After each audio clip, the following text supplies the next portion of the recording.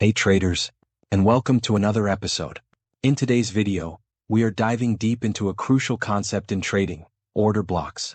Whether you're a beginner or an experienced trader, understanding order blocks can significantly enhance your trading strategy.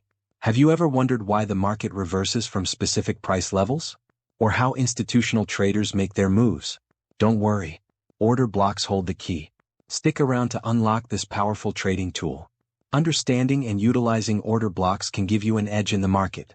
By recognizing these key areas, you can make more informed trading decisions and potentially increase your profitability. We're going to break down everything you need to know about order blocks, a key concept in trading. First, we'll dive into the exact definition and its psychology. Then we'll delve into the essential criteria for identifying valid order blocks. We'll also guide you through a step-by-step strategy on how to trade using these order blocks effectively. Finally, we'll dive into real-world examples to boost your confidence and sharpen your skills for reliable trading decisions with order blocks. Everything we discuss in this video can be used for stock trading, forex and crypto because price action stays relatively consistent across different assets. If that's something you're interested in, make sure to hit the like button, share, subscribe if you're new. And don't forget to turn on the notification bell so that you don't miss out on new contents on financial markets. See you after intro.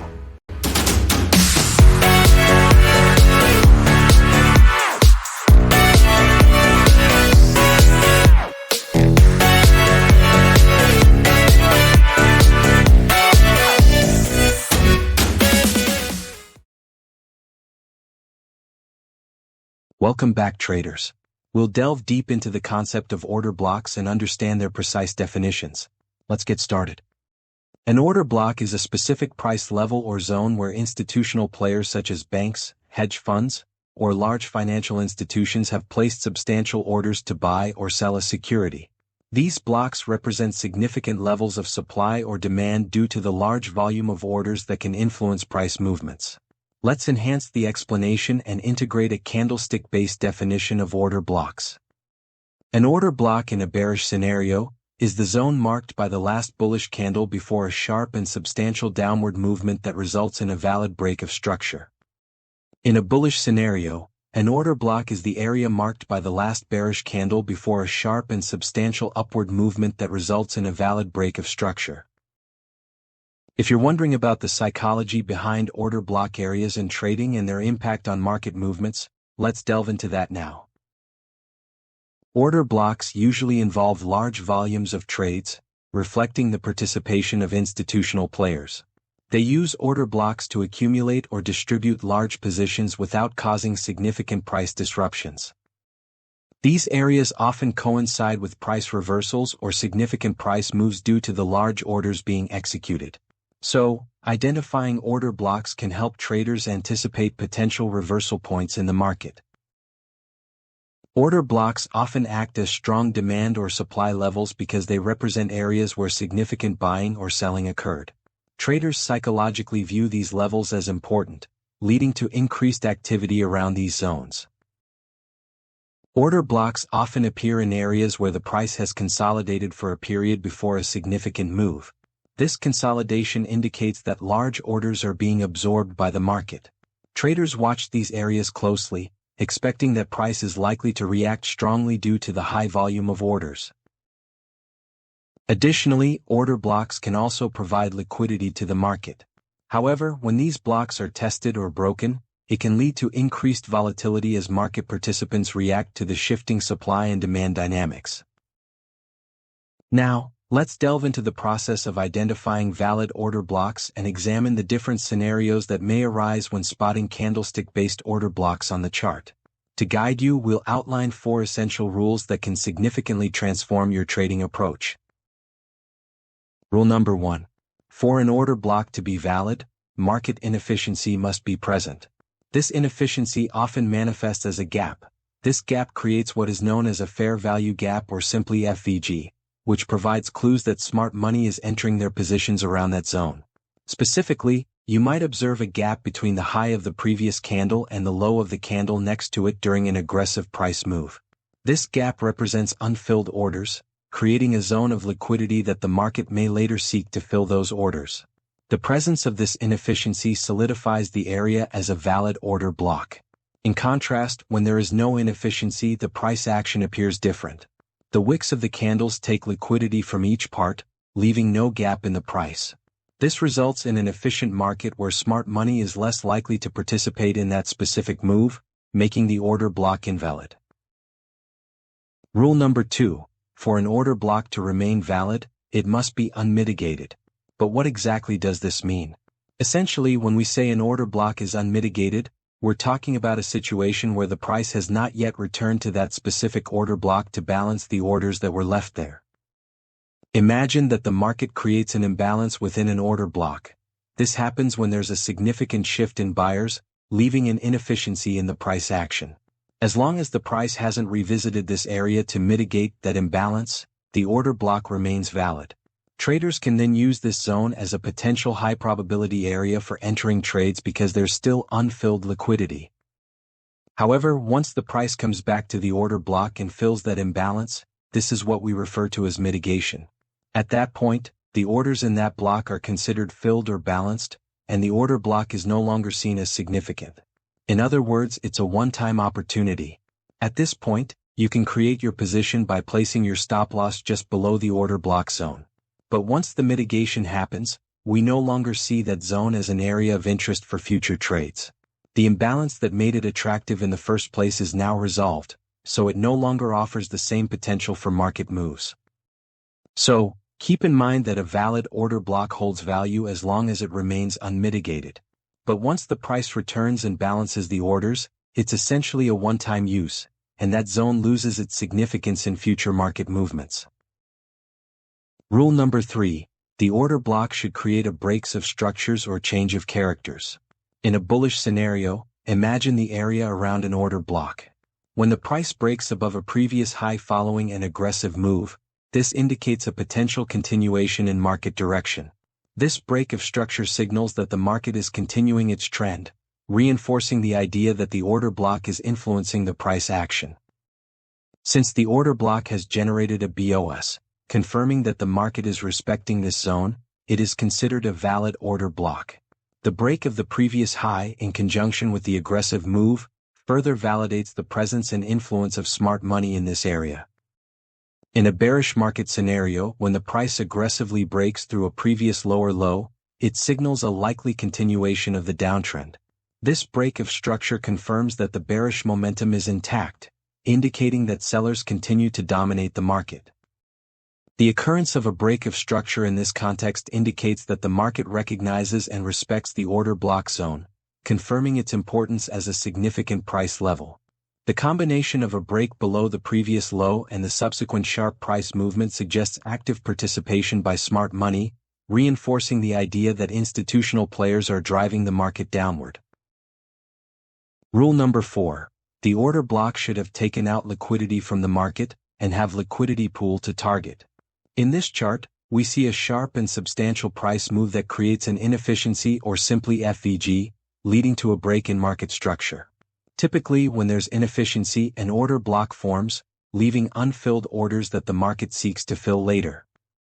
You may enter a trade after the order block zone is mitigated, expecting a reversal since order blocks are key reversal zones, but then you get stopped out. Why does this happen? It's important to understand that not all order blocks are reversal zones. Just because the price mitigates an order block doesn't guarantee a reversal. Often, the market is targeting deeper liquidity or more significant zones beyond the OB, making it crucial to analyze the overall context and structure before jumping in. So, when analyzing an order block zone, it's crucial to look closely and determine whether it has already taken liquidity or if there's still liquidity left to be taken. This distinction can make all the difference in identifying high-probability trade setups. Always ensure you're checking if the liquidity has been fully grabbed before placing your trade. Liquidity is one of the most important factors in market movement. In fact, it's the driving force behind every price action. Without liquidity, the market simply wouldn't move. Identifying and marking liquidity areas is key to trading order blocks with a higher success rate because the market moves primarily to capture liquidity. Join us in our next video as we dive deep into the concept of liquidity in the market. Stay tuned. When we say an order block should have taken out liquidity, It means that for an order block to be considered valid, the price must have first grabbed liquidity from the market. We assess liquidity takeout from two perspectives. First, the candlestick-based liquidity takeout, and second, the market structure-based liquidity takeout. In this scenario, the last bearish candle swept liquidity from the low of the previous candle, triggering an aggressive price movement and creating a market imbalance. This confirms the zone as a valid order block. Conversely, in this second scenario, the last bearish candle does not sweep liquidity from the market, making it invalid as an order block. Now, let's examine several scenarios of structure-based liquidity takeout.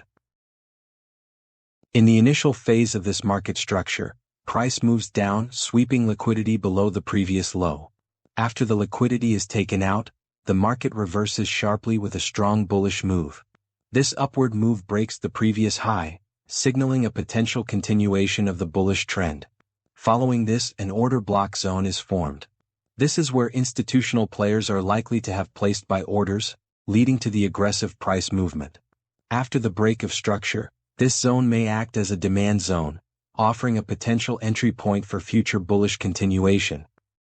Now, let's consider a double bottom market structure in a bullish scenario. When there's a double bottom, buyers typically expect the market to rise and place stop losses below it. However, smart money is aware that many stop losses are sitting below this level.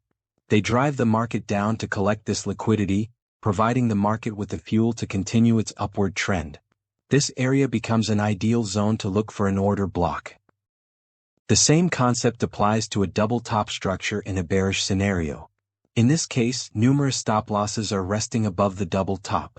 Once liquidity above the top is cleared, the price often makes a sharp downward move, creating a valid order block zone for short positions. Let's consider the liquidity takeout in the consolidation phase of a bearish market structure like this. During consolidation, the price moves within a range, bouncing between support and resistance levels, indicating a lack of clear direction. Retail traders often place their stop losses at predictable levels, just above resistance or below support. In this phase, the price breaks above the resistance level, collecting buy-side liquidity from the market. After gathering this liquidity, the price sharply reverses, dropping to collect sell-side liquidity below the support level. This movement is typically engineered by institutional players to take out stop losses and gather liquidity before moving the market in the intended direction. Such market manipulation is common and forms part of the institution's strategy. Imagine a valid order block is often formed in this zone. After taking out retail traders on both sides of the consolidation range, the price usually returns to this order block. From there, the market resumes its trend, moving in the intended direction. You can apply the same concept of liquidity grabs and market manipulation to a bullish market structure like this during the manipulation phase by institutions. Lastly, in this chart, the market grabs buy-side liquidity, followed by a sharp, substantial move that breaks the structure. This creates a valid order block, which becomes an area of interest for potential future trades. In a bullish market structure like the one illustrated, a series of higher highs and higher lows form, signaling upward momentum. The market sweeps liquidity below the previous low, then makes a sharp move upward, leaving behind an imbalance before eventually breaking the structure. This creates an order block zone, which is an area of interest for future trades. After the break of structure, the market enters a consolidation phase, where stop losses accumulate above resistance and below support. This phase is often known as the manipulation phase, where institutional traders or smart money manipulate the price to capture liquidity. The market then pushes higher to capture buy-side liquidity, and once liquidity is taken out, smart money drives the price downward to collect sell-side liquidity below the support level. Beneath this support lies an imbalance, where unfilled orders are waiting to be filled. The price moves down, capturing the liquidity and filling those orders. Once the demand zone is mitigated, it becomes a good opportunity to consider entering a long position. This demand zone has already taken out liquidity from the previous low, making it a strong reversal point. However, there is another order block that hasn't cleared any liquidity, which means it is the liquidity. This creates a liquidity pool to target. Since this demand zone has already cleared liquidity from the market and has a liquidity pool to target, it becomes a high probability and a valid order block.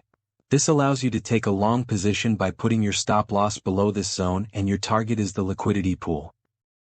As the price pushes sharply upward again, it leaves behind another order block zone. This order block has already taken out liquidity below the support level during manipulation, making it a potential zone for future trades. But the key question is, does this zone have a liquidity pool to target?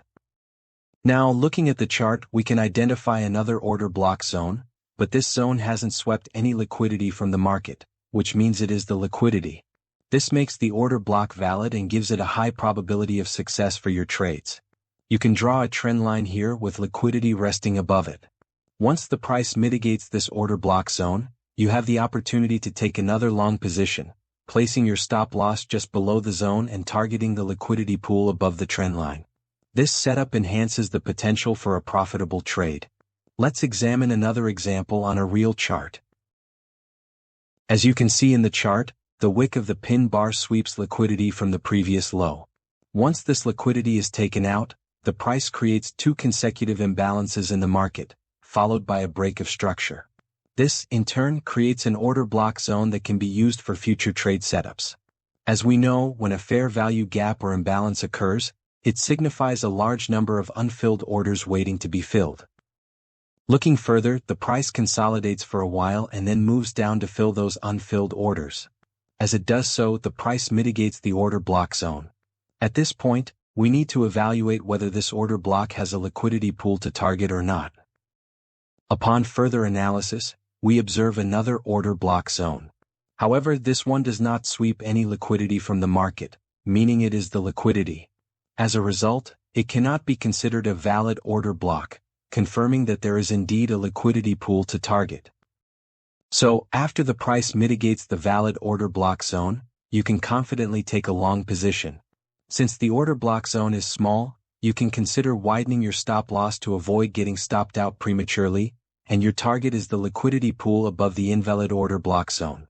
Now, let's take a look at another example using the euro versus US dollar. We observe a consolidation phase for a while, after which smart money steps in and manipulates the market. The price moves upward to collect buy-side liquidity above the resistance level and then pushes downward to collect sell-side liquidity below the support level of the consolidation phase. As illustrated in the chart, there's a clear order block zone that has already taken liquidity from below the previous low. After sweeping liquidity, the market creates three consecutive imbalances followed by a break of structure. This makes the order block zone a potential opportunity for a long entry, but before doing so, it's essential to first identify a liquidity pool to target. In this context, we also notice another order block zone, but it hasn't swept any liquidity from the market, meaning it is the liquidity. This creates a liquidity pool for targeting. After the price mitigates the valid order block zone, you can take a long position. Since the order block zone is small, you might consider widening your stop loss to avoid being stopped out, and set your target on the identified liquidity pool. As seen in the chart, the price moves sharply after mitigation, creating another order block zone. This new order block zone has already swept liquidity from the sell side during manipulation and from below the previous low, making it a strong reversal point with high potential for a successful trade. However, to increase the probability of success, you still need a liquidity pool to target. There's another order block zone, but this one hasn't swept any liquidity from the market, which means it is the liquidity. You can draw a trend line here. Above this line, many stop losses or liquidity are resting, giving you a clear target.